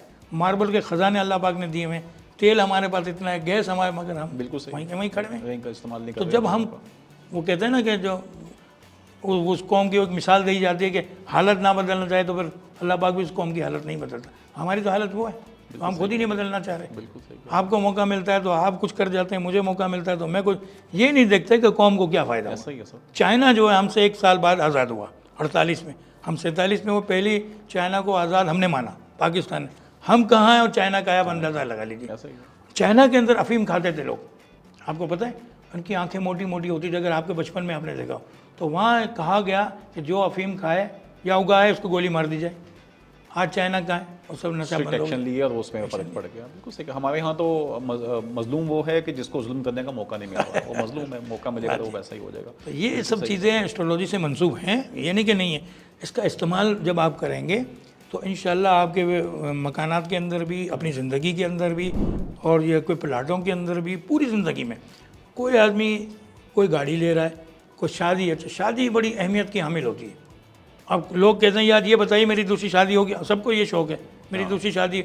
मैं पहली को तो संभाल लो, सही बात है। फिर दूसरी बाद में करना, 2 भी करो 4 भी करो। आप सलाह समय आपका हुक्म क्या दिया? अगर अच्छा ये बड़ी दिलचस्प बात है। अगर फर्ज कीजिए मकान वाला तो मकान चेंज कर लेगा या प्लॉट वाला कर लेगा, अब अगर दूसरी शादी का नंबर आपने बता दिया उसको कि भाई तुम्हें दूसरी शादी रास आएगी, तो उसको करनी पड़ेगी दूसरी। नहीं, मैं ये कभी बताता नहीं हूँ कि तुम्हें दूसरी शादी रास आई। वो खुद आता है कि मैं करना चाहता हूँ। अच्छा ओके। तो मैं बताऊँ, मैं क्यों कहूँगा तुम दूसरी शादी करो? मैं तो उस जो हमारी बहन वहाँ बैठी हुई उसके घर को क्यों खराब करूँगा? सही। ऐसे केस बहुत आते हैं। ठीक है। कि यार मैं करना चाहता हूँ तो पहले तो मैं समझाता हूँ कि तुम्हें तकलीफ क्या है। ठीक है। अगर कोई मेडिकल प्रॉब्लम है तुम्हारे साथ, आपस में नहीं बन रही। एक साहब ने मुझे एक चैनल पे कहा कि यार मेरी बेटी को वो हमारा दामाद जो है बहुत तकलीफ दे रहा है, तो आप बताएं हम तलाक ले लें। तो मैंने कहा भाई मैं एस्ट्रोलॉजी कर रहा हूँ, मुफ्ती थोड़ी जो मैं आपको मशवरा दूंगा। इस चीज़ के लिए आप कॉल कर रहे हो, क्या पता आपकी बेटी का ही कसूर हो। तो वो तो अब जब दोनों के जायचे बनेंगे। हाँ, एक जायचा ऐसा बनाया था मैंने, 2 मियाँ बीवी लड़े हुए थे, तो उनको जो है बस अदालत में केस गया था खुला का। ठीक है। अभी तलाक चाहिए, लड़की ने कही थी खुला चाहिए। तो मैं, वो मेरे जानने वाले थे, तो मैंने कहा यार एक दफ़ा मेरे पास आया, मैं इनसे कोई फ़ीस भी नहीं ली, मैं तुम्हारा घर आबाद हो जाएगा। मैंने इनको 2 एमराल्ड के नगीने मंगाए, ज़मरुद जिसे उर्दू में। मैंने कहा यार ये 2 नगीने तुम पहन लो और 1 हफ्ते के बाद इन नगीनों को तब्दील कर लेना। इसका तुम पहन लेना, बीवी का मियाँ, मियाँ का बीवी पहन लेना, और उसके 1 हफ्ते तक तुम केस कबाड़े के लिए नहीं जाना। 15 दिन के बाद तुम मुझे बताना कि तुम लोगों की दिमागी कैफियत क्या है। उसका कलर ग्रीन होता है, वो अड़े हुए थे ना दोनों, ठीक है, तो मैंने उनको ग्रीन नगीने पहनाए, उसके कीमियाई अज्जा उसके अंदर है। सही, तो उनकी बॉडी के अंदर जाके वो सोच पैदा हो गई कि यार हमें तो अलग होकर नुकसान होगा। उनके 2 बच्चे भी थे, सही, तो वो घर आज तक आबाद है। अब ये एस्ट्रोलॉजी अगर कोई समझे तो इसको, तो इसी तरह मकान के अंदर भी आपको फ़ायदा पहुंचेगा, गाड़ी में भी पहुंचेगा, और कारोबार में भी पहुंचेगा, शादी में भी पहुंचेगा, बच्चों में भी पहुंचेगा। बेशुमार लोगों को औलाद नहीं है, हकीम दीवारों पे लिख लिख के बे औलादों के लिए दवा हमारे पास है। स्टोन के अंदर अल्लाह पाक ने दवा दी हुई, अगर कोई समझ ले, स्टोन के अंदर वही दवाएं जो आपको खिलाते पिलाते हैं। लेकिन अल्लाह पाक के करम से हज़रत ज़िक्र अलैहिस्सलाम को अगर ज़िक्र आपने सुना हो कुरान मजीद में, 90 साल की उम्र में अल्लाह पाक ने इनको औलाद दी। दोनों बांझ थे, मियाँ बीवी, उनकी बेगम भी और वो भी। तो अल्लाह ने कहा कि तुम्हें औलाद होगी, तो उन्होंने कहा क्या निशानी होगी, तो अल्लाह पाक ने कहा कि आपकी ज़बान उस दिन कुछ दिनों के लिए बंद हो जाएगी। अब वो दुआ किया पता है आपको, मैं बता देता हूँ, सबको फ़ायदा हो जाएगा। जिनकी औलाद नहीं होती वो बिस्मिल्लाहिर्रहमानिर्रहीम पढ़े और जुमे की नमाज के बाद 7 मरतबा दोनों में मियाँ बीवी घर में पढ़ ले ज़ोर की नमाज, रब्बे ला तज़रनी फ़रदन व अंता खैरुल वारिसीन, ऐ अल्लाह तो मुझे अपना वारिस अता फरमा, ठीक है, इंशाअल्लाह उसके यहाँ औलाद होगी। इतना नुस्खा है ये, इसको बाकायदा पढ़ के देख लो। बेशुमार लोगों के हुई है, कई लोग मेरे पास आए जिन्होंने कहा कि हमारे औलाद होगी, मगर उसको जिस तरह पढ़ना जिस तरह मैं बता रहा हूँ जुमे की नमाज के बाद। तो ये आपके चैनल के हवाले से लाखों लोगों को फ़ायदा हो जाएगा। जो बे औलाद हैं ख़वातीन व हज़रात, वो सुन लें मेरी बात, इस आयत को पढ़ें और उसकी करामत देखिए। ये अल्लाह पाक की आयत है, मेरी नहीं है, नबी की दुआ है। और नबी की दुआ जो रब से शुरू होती है ना, जैसे रब बना आतिना फिद दुनिया हसनतुम व फिल आखिरति हसनतुम व क़िना अज़ाबन्नार, तो ये रब यानी जहाँ रब लग गया ना, ये रब इसमें आज़म है। आज मैं राज खोल रहा हूँ वहाँ पे, रे बे, ये जो रब है ना, ये इसमें आज़म है। नबियों की जितनी भी दुआएं रब बनाते शुरू होती हैं, आप गौर को कुरान मजीद देख लीजिए, रब से जो दुआ की जाती है, आपका रब एक ही है। लोग बुतों से भी मांगते हैं, रब सुनता है। सर माशाल्लाह बहुत अच्छी गुफ्तगू हो रही है। मैं बार बार रियल एस्टेट को लेकर थोड़ा सा वो परेशान हो रहा हूँ कि अगर हम ये आप ये कह रहे हैं कि जिस तरह से इंडियंस करते हैं वास्तु की प्रॉपर्टी, दुबई में भी, हिंदुस्तान पूरे में चलती है, तो इसी तरह से हमें भी पाकिस्तान में इस पर थोड़ा सा फोकस करना चाहिए डायरेक्शन को लेके। बिल्कुल चलना चाहिए। अल्लाह ने एक इल्म दिया है, उस इल्म से फ़ायदा उठाएं। वो आपको कोई नुकसान तो नहीं पहुँचा रहा। मिसाल के तौर पे अगर आपने एक घर ले लिया है, वो घर में आप रह रहे हैं, उसमें आपको परेशानी है, तो इसका मतलब ये नहीं कि उसको बेच के आप आगे कहीं चले जाएं। इसके अंदर एक खूबी ये भी इस इल्म के अंदर। अच्छा, आपके इस इल्म से मलक रियाज साहब क्या फ़ायदा ले सकते हैं? वो तो जब मिलेंगे तो उनका जायचा बनाएंगे तो पता चलेगा ना। नहीं, जिस तरह वो सोसाइटी डिज़ाइन करते हैं, अपने तो कराची से बाहर जाके बना दिया कुछ। देखें, बात ये कि मैं तो पाकिस्तान में रहने वाला एक अदना आदमी हूँ, ठीक है ना। ऑस्ट्रेलिया दुनिया में बड़े हैं, क्या पता इन्होंने किसी से पूछ के बनाई हो, मुझे तो नहीं पता। लेकिन मेरे पास तो जो आएगा तो मुझे उसके बारे में, उसकी माँ के नाम के मुताबिक जो जायचा बनेगा तो फिर कोई मशवरा दे सकता हूँ। वैसा कैसे दे दूँ? और फिर तो अगर मैं सबको, जैसे अलिफ बे ते जितने भी अल्फ़ाबेट हैं या इंग्लिश के ABCD, सारी जंत्रियों के अंदर सारी किताबों में ये नाम होता है, अलिफ वाले ये नगीना पहन लें, बे वाले ये कर लें, इंतहाई गलत इल्म है। अलिफ से तो अकरम भी, अबू बकर भी है, असलम भी है, सारे एक सा कैसे पहनेंगे? बिल्कुल सही। उनके अदद अलग है, उनकी तारीख अलग है। ये सिर्फ नगीने बेचने के लिए होती है, ये काम गलत है। अब जो एक मकान में रह रहा है, हम उसी तरफ वापस आते हैं। किसी शख्स का एक मकान है जिसमें उसको परेशानी है, ठीक है, और वो चाहता है कि यार ये मेरी जायदाद है, मेरे पुरखों की जायदाद है, मैं इसको नहीं बेचना चाहता, वो ना बेचे। परेशानी को डिफाइन करेंगे ज़रा, क्योंकि फाइनेंशियल मौशी परेशानी है या कोई जिस्मानी खुद बताएगा है कोई? जब वो आएगा तो बताएगा कि मैं, हम लोग बीमार रह रहे हैं, सारे बीमार रह रहे हैं, ठीक है, ये पहले नहीं थे, हम लोग जब से यहाँ शिफ्ट हुए ये हो गया, रोज़ी में तंगी आ रही है। तो उसका ये है कि उसको बिल्कुल वो जायदाद नहीं बेचनी, ठीक है, उसको कुछ भी नहीं करना। वो सिर्फ हमसे जब रब्ता करेगा तो अगर उसका दरवाज़ा यानी कि उसकी एक सिम मगरिब की तरफ है, वेस्ट की तरफ है, और उसका मकान अगर मशरिक़ की तरफ है ना, तो ऊपर का जो एक कमरा अगर उसका बना हुआ है या नहीं बना हुआ, तो एक कमरा बना के अगर वो उसके अंदर एक खिड़की वेस्ट की तरफ खोल लेगा, उसमें सोएगा ना, इसके हालात चेंज हो जाएंगे। अच्छा, ये इतनी मतलब जो रह रहे हैं जिनकी जायदाद बेकार नहीं हो जाएगी, ठीक है, उनको इल्म ही नहीं है ना कि मुझे कहाँ से हवा चाहिए, कौन सी सिर्फ मेरे लिए खुली हुई होनी चाहिए और उसमें मुझे क्या करना है। देखिए, खाना काबा में आज भी लोबान जलाया जाता है, और पहले हमारे बुजुर्ग थे, हमारी औरतें थी, घर में लोबान जला। आज कोई जलाता है? आज कोई अगरबत्ती जलाता है? नहीं जलाता ना। लोबान के जलाने से, क्योंकि एक बखुरात में इसका शुमार होता है, और एक रूहानी चीज़ें पहाड़ से निकली हुई मिट्टी है, जब वो आप जलाएंगे तो वहाँ जो बद असरात होते हैं वो चले जाते हैं। और अगर आप बगैर किसी तहकीक के जलाएंगे जो बद असरात होंगे वो आपको तंग करना शुरू कर देंगे। 2 चीज़ें हैं, ये रूहानियत की तरफ हम आ गए। एस्ट्रोलॉजी असल में एक 5 चीज़ों का मरकब है जो लोगों को नहीं पता। यहाँ तो एस्ट्रोलॉजर आ गया, टीवी पे बैठ गया, हाँ जी नाम क्या है वो बताता है, भाई उसको 5 उलूम आने चाहिए। आयुर्वेदिक, जिसमें योगा भी शामिल है, हालांकि 6 हो जाएंगे ठीक है। मगर ये आयुर्वेदिक, म्यूज़िक, अब आपके म्यूज़िक का इससे क्या ताल्लुक है? रिदम है, रिदम जब तक आपकी सही नहीं होगी आप उस वे में जा नहीं सकते। अच्छा, हर चीज़ में रिदम है, मौसीकी, क्लासिकल मौसीकी, मौसीकी, ठीक है, उसमें रिदम है ना, ढोल की धप धप जो है वो काउंटिंग के हिसाब से। ठीक है, तो 2 चीज़ें ये हो गई, आयुर्वेदिक हो गया, सही है, मौसीकी हो गई, रूहानियत हो गई, जो कि अल्लाह पाक के नामों का या कोई भी रूहानी जिस मजहब से वो ताल्लुक ठीक है, रखता है, spiritual ज़रूर नहीं चीज़ें कही। 3 ये हो गए। नाच आना चाहिए। अब नाच में डांस है, वो वाला ट्यूस नहीं, रक्स, रक्स जो आज़ा की एकदम, शायरी जिसे ठीक कहते है, हैं, ठीक है, वो इसको आना चाहिए। और 5वीं बात है कि एस्ट्रोलॉजी का इल्म, फल्कियात भी तो जाने वो, जब वो एस्ट्रोलॉजर बनेगा इल्मुल हालात के साथ 5-6 चीज़ें मिला के ये बनती हैं। लोग कहते हैं ये फ़कीर जा रहा है, फ़कीर के मायने लोगों को नहीं पता। फ़कीर मांगने वाले को हम, जो गदागर है उसको हम फ़कीर कहते हैं। फ़कीर के मायने अगर मैं आपको बता दूंगा तो आप कहेंगे यार ये क्या बात हुई। तो फ़कीर जो है, फ़े से फ़ाका, काफ से कनात, ये से याद इलाही और रे से रियाज, जब जाके फ़कीर बनता है। यहाँ मांगने वालों को हम फ़कीर कहते हैं, वो फ़कीर आ गया। फ़कीर वो नहीं है, फ़कीर वो है जो मैं बता रहा हूँ, जिसका रूहानियत से ताल्लुक़ है। ज़बरदस्त, जब तक वो फाका नहीं करेगा, हमारे साहबा कराम ने किया, पाँव पेट पे पत्थर बांधे। बिल्कुल, फिर क्या, कनात, कनात पसंद है कि आपको पता है कि जब वो अंसार और महाजिर का हुआ तो क्या हुआ, आधी आधी जायदादें जो भी था बीवी तक दे दी ना उस वक्त। फिर क्या हुआ, याद इलाही, आप सल्लल्लाहु अलैहि वसल्लम की सोबत में बैठ के याद इलाही की, फिर उस पर रियाज किया, कायम रहे। तो वो फ़कीर नहीं है, वो तो साहबी हैं, लेकिन फ़कीर बनने के लिए ये 4-5 चीज़ें करनी पड़ती हैं। और यहाँ मांगने वाले गदागर को फ़कीर कहते हैं। उर्दू की हमने टांग तोड़ी हुई है, समझे। तो अब वो एक चैनल पे मेरा ताल्लुक बेसिकली मेमन बरादरी से, ठीक है, मेरी उर्दू इतनी ख़राब नहीं है जितनी होती है लोगों की, कुछ मेमन के अल्फाज आ जाते बहुत हैं। अच्छी उर्दू आप बोल रहे हैं। तो एक चैनल पे हम बैठे थे, तो मेरा जो होस्ट था उसने कहा यार ये बात मैंने जो आपसे करी ना, तो मैंने वो ब्रेक लिया उधर, हालांकि लाइव प्रोग्राम था, मैंने उसको इशारा किया, मैंने कहा करी क्या होता है भाई, ये बात कही यकी, उर्दू की टांग तोड़ लो, और फिर मेमनों को बदनाम करते।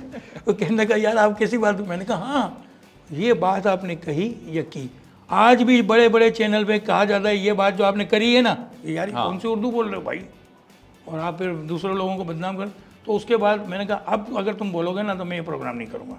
उसके बाद उसने नहीं बोली। सर बस बड़ी कॉमन अब चीज़ें हो गई हैं इस तरह की। पीटीवी इस बात का ख्याल करता था कि उर्दू बोलने वाला सही आए, वो करे। अब यहाँ लालूकती ज़बान इस्तेमाल होती है, लालूकत में भी इंसान ही रहते हैं, लेकिन अगर आप वो जो रोड वाली स्ट्रीट वाली ज़बान चैनल पे बैठ के इस्तेमाल करोगे तो आपका ये प्रोग्राम पूरी दुनिया देखती है। मैं एक शख्स का नाम लेता हूँ जो मुझे टीवी पे लाया था, पूरी दुनिया उसको जानती है, अब्दुल सत्तार हबीब। ठीक है, बिल्कुल, आप जानते होंगे, दुनिया जानती है। और उन्होंने मुझसे जब कहा था कि जौहरी, मैं सबसे पहले मैं उनका ARY सिटी टीवी था जब मैं वो मुझे लाए थे, जब वो लाइव नहीं था, बाकी मेट्रो ने मुझे लाइव किया था। तो उन्होंने मुझे कहा कि मैं एक पेशेंट को ही करता हूँ कि तुम बहुत आगे तक जाओगे, लेकिन तुम अगर आगे तक चले गए तो तुम किसका नाम लोगे। मैं सर आपका लूँगा, पहला प्रोग्राम आपने मुझसे कराया, वो था मेमनी में कुरो चुनता सितारा, यानी क्या कहते हैं सितारे, उर्दू में उसका मानो। फिर उस प्रोग्राम को हमने मेट्रो पे उर्दू में भी किया। तो उन्होंने मुझसे कहा कि देखो जो तुम इल्म जानते हो, मुझे अपनी कदर भी नहीं थी, उनको थी। ARY वन वर्ल्ड के भी वो चेयरमैन रह चुके, और अभी भी एक चैनल वो चला रहे हैं, आपको पता है, BBC। तो बात ये, उन्होंने ये पेशगोई मेरे लिए की थी कि तुम बहुत आगे तक जाओगे। जिस दिन मैं जियो पे प्रोग्राम करा था तो उनकी कॉल आई, वो देख रहे होंगे मुझे, कहने लगा अच्छा भाई वो तुम्हें याद है मैं कौन हूँ, नंबर तो मेरे पास आ रहा था। मैंने कहा सर आपने दूसरी बात नहीं सुनी, उसने मेरा जो इंटरव्यू किया आपको सबसे पहले बोला जब भी तो फ़ोन कर रहा हूँ। तो बुनियादी चीज़ को जब आप भूल जाएंगे ना, अगर, तो मैं उस तरफ इसलिए आ रहा हूँ, अपनी तारीफ़ नहीं कर रहा हूँ, कि अगर बुनियादी इल्म को आप भूल जाएंगे तो सारे इल्म बर्बाद हो जाएंगे। जो आप पर एहसान करे उसको भूल जाएंगे तो बेकार हो जाएगा। अच्छा बताएं, थोड़ा सा कॉन्फ्लिक्ट नहीं है इस इल्म को लेके, हमारे जो मजहबी तबका है वो इसको थोड़ा सा रिजेक्ट करता है, और इसके अलावा भी जो साइंस के लोग हैं वो भी इसको इग्नोर करते हैं, और मेरे ख्याल में कोई ऐसा तालीमी इदारा भी मेरे नोटिस में नहीं है कि कौन सी यूनिवर्सिटी करवा रही है इस वक्त यहाँ पे। इसके शायद हिंदुस्तान में, नेपाल में तो कोई काम हो रहा हो, इसके श्रीलंका में भी, श्रीलंका में हो रहा होगा, बट यहाँ पे कुछ अभी तक नहीं है इसके ऊपर। इसकी वजूहत ये है ना कि इसको ये कोई नाराज़ हो जाए इस प्रोग्राम से तो फिर मुसीबत हो जाती है। जो हमारे मौलाना जो हैं, जो समझदार हैं, उनकी बात नहीं हो रही। जो आम मौलवी है ना, वो आपके घर में गाना भी बज रहा होगा तो आपसे बदतमीजी कर लेंगे, यार रेडियो की आवाज़ या टीवी की आवाज़ कम करो। खुद चाहे वो न्यूज़ की आवाज़ फाड़ के बैठे हों, आपके घर के आगे वो कचरा फेंक रहे हो। तो म्यूज़िक जो है ना, वो लोगों ने इनको बुरा कहना शुरू कर दिया कि ये गाना है। सही, गाना है नहीं, ये वो रिदम है, रिदम जो मैंने आपको कहा ना, जब तक आप रिदम को नहीं जानोगे, अल्लाह की याद, अल्लाह के अल्लाह, इसमें भी रिदम है, हर चीज़ में रिदम, हर चीज़ में पूरी रिदम कायनात है। में रिदम है। तो आप उस रिदम को जब तक नहीं पकड़ोगे तो आप अल्लाह से करीब भी नहीं हो सकते, अल्लाह के बंदों से करीब भी नहीं हो सकते। अब कुरान मजीद की तिलावत के अंदर भी रिदम है, रिदम रिदम के साथ वो चीज़ हो रही, नाज ख्वानी आप कर रहे हो उसमें भी रिदम है।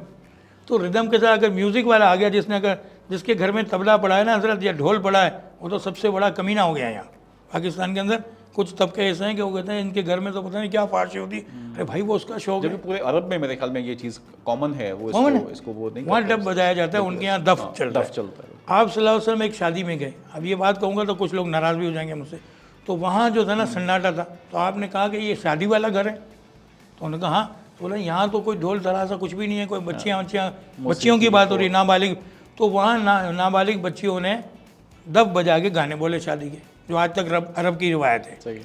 और आप सल्लल्लाहु अलैहि वसल्लम जब मक्के से मदीने गए, तो मदीने में जाके वो एक मुकाम है जहाँ इस वक्त उन्होंने एक लड़कियों का मदरसा बनाया हुआ है, वो मुकाम में देख के हैं अल्हम्दुलिल्लाह। 2016 में मैं उम्रे पे गया था, तो उसने टूरिस्ट जो होते हैं, वो जो दिखाने वाले गाइड होते हैं, उन्होंने वो चीज़ें मुझे दिखाई कि ये जो मदरसा बना हुआ है ना, यहाँ आप सल्लल्लाहु अलैहि वसल्लम इस जगह पे मक्के से मदीने यहाँ इंटर हुए थे, तो यहाँ बच्चियों ने ताला अल बद्र अलैना वजब शुक्र अलैना ये गाया था, तराने के साथ गाया था। बिल्कुल सही। हम लोग कुछ करने जाते हैं तो लोग हमारी टांगे पकड़ लेते हैं कि भाई ये तो अच्छा, आप- ये बताएं वोका साहब कि ये जो कुछ ऐसे घर हैं, जैसे आपने कहा कि यार इससे असेब कभी कोई कनेक्शन जी। बन जाता है, तो कुछ ऐसे घर हैं जहाँ जिन्नात के बारे में लोग कहते हैं या असेब है या भारी हैं घर जी, वो अब उनका मुस्तकबिल क्या है? उनको कोई अगर वो समझदार है ना, तो जो इलाज करने वाला है, ठीक है, जो जिन्नात का इल्म जानता है, निगोशिएट कर लेगा उससे। उससे वो बातचीत करके वो पूछ लेगा कि भाई तुम्हें क्या तकलीफ है। ठीक है, तो कोई कोना एक छोड़ना पड़ता है उसके लिए, भाई ये जगह छोड़ दो, क्योंकि ये हवाई मखलूक है, ये सैकड़ों और हज़ारों की तादाद में आपके घर के अंदर रह रहे होते हैं। इनकी जो हर घर में, हर घर में नहीं, जिस घर में असरात हैं, अच्छा, जिसमें आपको महसूस हो रहा है कि यार चीज़ें यहाँ से वहाँ हो जाती हैं, ठीक है, पलंग इधर था उधर हो गया, कुछ ऐसा गुलदान इधर था उधर हो गया, चीज़ें आपने रख दी वो चोरी हो गई, ठीक है। तो बहुत सी चीज़ें ऐसी होती हैं, तो वो पता चल जाता है कि भाई इसमें असरात हैं। सर मुझे तो लगता है पूरे पाकिस्तान पे असरात है इस वक्त। हाँ, चीज़ें इधर उधर हो रही, जी जी बहुत ज़्यादा, वो भी हो रही ना, तोशा खाने से भी बहुत सी चीज़ें इधर उधर हुआ। हर जगह से सब कुछ कहीं ना कहीं कुछ ना कुछ हो ही रहा है पिछले 70 साल से। तो यहाँ तो हमारे वज़रा जितने वो खुद जिन्नात हैं, अब क्या करें भाई, वो तो होता है, अब ये तो एक मजाक की बात है, वेरी वेल सर। लेकिन ये फैक्ट है, इसका जिक्र कुरान मजीद में है, और जिन्नात हैं, तो आपको अगर ये अल्लाह की मखलूक है, ऐसे ही है, वो भी उनकी हमसे 9 गुना ज़्यादा है, हमारी इंसानों की तादाद से 9 गुना ज़्यादा जो है वो इन जिन्नातों की आबादी है, और ये पहले से हमसे पहले आबाद थे ना, ये जो जिन्नात है इंसान से पहले वाले। आपकी मकसद ये हुआ कि पाकिस्तान के अंदर तकरीबन कोई 1.25 अरब के करीब जिन रहते होंगे। क्या पता इससे ज़्यादा भी हों, आपने गिनती करनी है उनकी, मर्दमशुमारी इंसानों की और नहीं रही, अब जिन्नातों की करने जा रहे हो, कमाल कर रहे हो यार। तो बात ये है, मजाक की तरफ आ गए, सर कि जितने भी ऐसी जगहें हैं जो जिनके अंदर असरात हैं, अब मैं ये नहीं कहता कि मुझसे ही रब्ता करो, जी जी, भाई और भी लोग हैं दुनिया में जो इसका इल्म जानने वाले हैं, सही मायने में, टोपी बाबा नहीं, ठीक है, वो नहीं, कि जो आया अल्लाह के नाम पे झोली भर दे वो वाला नहीं, सही है, सही वाला जो इसका इल्म जानता है, उससे आप रब्ता करें। और कुरान मजीद में बड़ी आयत है अल्लाह पाक ने दी है, उनसे आपका रब्ता हो जाएगा, आप खुद भी कर सकते हो, लेकिन आप में इतनी ताकत, इतनी हिम्मत होनी चाहिए। जब हो जाए तो आप पूछ लोगे इनसे कि भाई आपको क्या तकलीफ है, क्या चाहिए, वो कहेंगे हम पहले से रहने, प्लाट तुमने बाद में लिया है, अब क्या चाहते हो। ये किस मीडियम के थ्रू बातचीत होगी आपस में, किसी को ये तो ख्वाब के जरिए होगी या फिर अमल के जरिए होगी, जो आमिल आएगा अच्छा, वो वहाँ को जो अमल पढ़ के वो हाजिर कर लेगा, हाजिर कर लेते हैं लोग, ओके, बड़े बड़े दुनिया में पढ़े हुए, किसी बच्चे को बिठा के भी हाजिर कर लेते हैं, वैसे भी हाजिर कर लेते हैं, आवाज़ आ जाती है, ख्वाब के ज़रिए भी हो जाता है। तो वो तो जो उस जगह का मालिक है, जो इजाज़त देगा और उसके ऊपर पैसे भी जो करने वाले देंगे, वो फ़न है, बिल्कुल ऐसा, वो पैसे लेगा। कोई मुफ्त में आने वाला बाबा वो बाद में आपको बोलेगा ये दे दो, इतनी बली दे दो, वो अलग चीज़ है। अच्छा, जो फनकार है, जो इस चीज़ को इल्म उसने हासिल किया है, जो जानता है, तो वो आपसे पैसे लेगा, मुआवजा भाई चार्ज करेगा, मुआवजा लेगा, आप उसको दो और उससे मालूम करो कि भाई ये है या नहीं। अगर वो ये कहता है कि भाई इस पर आप ये सदकात कर दो, इनकी ये खुराक है, जिन्नातों की खुराक हड्डी है, सही, लोगों को पता है कि नहीं पता है। आप सल्लल्लाहु अलैहि वसल्लम ने फरमाया कि तुम गोश्त खा लिया करो, हड्डी छोड़ दिया करो, ये तुम्हारे भाइयों की खुराक है, हदीस से बाकायदा है इसमें। सही है, तो हड्डी जो है जिन्नात की खुराक है, तो आप जो है ना वो हड्डियों, वो बाज़ औक़ात वहाँ हड्डियों की वो बलि देनी पड़ती है, या सदका जो भी देना खुराक देनी पड़ती है। बाज़ औक़ात वो कुछ चीज़ें मांगते हैं कि हमें ये दे दो, हम यहाँ से चले जाएंगे, या ये कोने को छोड़ दो, इसको इस्तेमाल नहीं करो, हम ये तो इसीलिए कई केसों में हिंदू कहीं जो मांस से दूर है, इसी वजह से क्या चीज़, हिंदू जो है वो मांस की तरफ नहीं जाते, ज़्यादा गोश्त की तरफ नहीं जाते। देखो वो एक लॉजिक है, वो लॉजिक ये है कि ये खून जो है ना, ये हर चीज़ के अंदर होता है, और ये कहते हैं सांस वाले जानवर को हम नहीं खाते, बेवकूफ़ हैं, ये पौधे भी तो सांस लेते हैं, ऐसे ही है। ज़्यादा लेते हैं। हम एक गाय काटते हैं, एक बकरा काटते हैं, वो सैकड़ों पौधे खा जाते हैं, तो वो तो एक सीरी अलग है जिसको अच्छा, लेकिन इसमें ये बताएं ना कि अब लोग जो हैं हमारे यहाँ उसी से गलत इस्तेमाल बहुत करते हैं। होता क्या है कि जी अब हिंदू इंडिया में हम अक्सर मूवीज़ में देखते हैं कि कोई ज़मीन थी, वहाँ उसने कोई काम करना था, दूसरा पार्टी उसके मुखालिफ थी, उसने वहाँ से ज़मीन के अंदर मूर्ति निकाल दी, ठीक है। अब वो ज़मीन मुकद्दस हो गई, या वो सेल नहीं हो सकती। यहाँ भी ये बहुत वाक़यात हैं। मैं एक मलिर कैंट के अंदर एक घर था, ठीक तो वो कहते हैं कि जी इसमें आसेब है। अब वो कोई भी देखने गए, वो बहुत खूबसूरत घर बना हुआ है, लेकिन उस बेचारे क्योंकि उसके जो हमसाए थे वो ये चाहते हैं कि एक्चुअली हम ही ले लें, तो वो इर्द गिर्द के लोगों में ये चीज़ मशहूर कर देते हैं। ठीक है। तो ये जो हम जो उस चीज़ को जो इस्तेमाल करते हैं ना, वो बड़ा गलत इस्तेमाल कर जाते हैं हम इस्तेमाल में। देखिए, मैंने आपको शुरू में ये कहा ना कि ये कसूर हम लोगों का है। अगर आप एक कोई मकान ले रहे हैं, उसमें आसेब है, आप मुझे ले चलो, मैं बता दूंगा इसमें आसेब है, ये कोई ड्रामा है, क्योंकि जो इल्म जानता है वही बताएगा ना। सही। आम आदमी जो जो और कोई भी मेरे अलावा मतलब वो आपको बता देगा कि इसमें आसेब है कि नहीं। अब है तो आप उससे पूछ लोगे भाई हम ये खरीद रहे हैं, आपकी इजाज़त है या नहीं है। बात अगर ऐसा होता है कि उसमें कोई दरख्त होता है, अमूमन बेरी के दरख्त जहाँ जहाँ होते हैं ना, तो सिदरतुल मुंतहा जो अल्लाह पाक का मुकाम है, तो वहाँ भी एक बेरी का दरख्त है, तो बेरी के दरख्त पे ऐसे साए ज़्यादा होते हैं। ठीक है। जहाँ का बेरी के जो दरख्त तो बेर का दरख्त उसमें होते हैं, तो उस मुकाम को पहले आप चेक करके लो कि यार यहाँ बेरी का अगर दरख्त है तो इसको काटना ही नहीं करना। लोग क्या करते हैं, उसको काट देते हैं। अब उसके ऊपर उस मखलूक के बच्चे रह रहे होते हैं, ठीक है। तो वो ज़बरदस्ती का उनके साथ जुल्म हो जाता है। अब हम तो अंधी मखलूक है ना, हमें तो नज़र नहीं आता, बिल्कुल सही। तो उसकी बजाय मालूमात लेने के कि यहाँ कोई आसेब है या कोई जिन्नात है या कोई, हम उसको काट के फेंकते हैं, फिर तकलीफ़ों में आ जाते हैं। तो आप कोई ऐसी जगह देखें, जब भी आप कोई जगह लें, मैं पूरे दुनिया वालों से कह रहा हूँ, सिर्फ एक से नहीं, वो जगह का थोड़ा सा आप रूहानी मुआयना भी करा लें, जो जानने वाला ठीक है। अगर ईसाई है तो अपने पादरी को लेके जाए, लेकिन हिंदू लोग है तो अपने करते हैं, पंडित को जो हम लेके लोग जाए। वहाँ पे को देख देते हैं, कुरान ख़वानी करवा लेते हैं, बुला के दुआ कर लेते हैं, बकरा काटते हैं, बताया ना, बकरा काट बुनिया। लेते हैं। तो वो है, अब वो तो बेचारा जितना जानते हैं वो कर देते हैं। ठीक है। आपसे भी कोई कहेगा 4 बकरे काटे बगैर यहाँ कुछ नहीं करना, सही आप 8 बकरे काटोगे, हाँ। आप फंसे हुए हो ना, आपको तो इल्म है ही नहीं। सही। जो सही इल्म वाला होगा ना, वो ये कहेगा कि यार ये नहीं, ये चीज़ें यहाँ, ये ज़रूरी नहीं कि आप बकरे ही काटने, यहाँ ये देख करनी है, या यहाँ ये बलि, सोने तक की बलि मैंने लोगों से दिलवाई है, वो बलि है, वो सदका नहीं।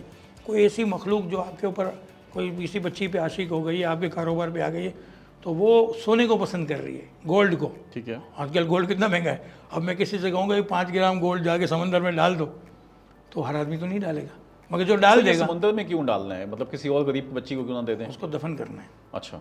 वो समंदर में, पानी की मखलूक है, वो समंदर में दफन होगी। उस जिन का जो अदद है, आबी खाकी आदसी बाजी, अब बहुत सारी बातें खुल रही हैं आज तो एक ही प्रॉब्लम, हर इंसान के साथ 4 अंसर हैं, यानी कि आपके अंदर भी 4 अंसर हैं। ठीक है। हवा, पानी, आग और मिट्टी, बिल्कुल 4 है ना, आप उसी से बने हुए हो। बिल्कुल। और 4 चीज़ों से। Four तो elements। अच्छा, अब इंसान जो है वो मिट्टी से बना हुआ है, जिन प्योर आग से बना हुआ है, बगैर धुएं की आग है वो। ठीक है। जो यहाँ जो ड्रामों में दिखाते हैं ना कि धुआं निकला और जिन निकला, सब झूठ है। जिन धुएं वाले उसमें होता ही नहीं है। ठीक है। अलादीन का चिराग बना दिया लोगों ने, चल रही है सही। कहानी। तो अब जो जानता है वो बताएगा ना कि भाई जिन के अंदर धुआं है कि नहीं है, वो बगैर धुएं की आग है। इसी तरह दूसरी मखलूक़ात हैं, कोई पानी की मखलूक है, कोई बादी मखलूक है, हवाई मखलूक है। तो अब वो 4 तरह के जिन्नात में भी हैं, इंसानों में भी हैं। ठीक है। तो हम अगर किसी को कहते हैं कि ये जो आप समंदर के अंदर बलि दो, सोना फेंको, सदका करो, जो भी हम बोलते हैं अपने अपने मज़हब, तो जो आदमी है वो कराएगा तो वो निजात पा लेगा।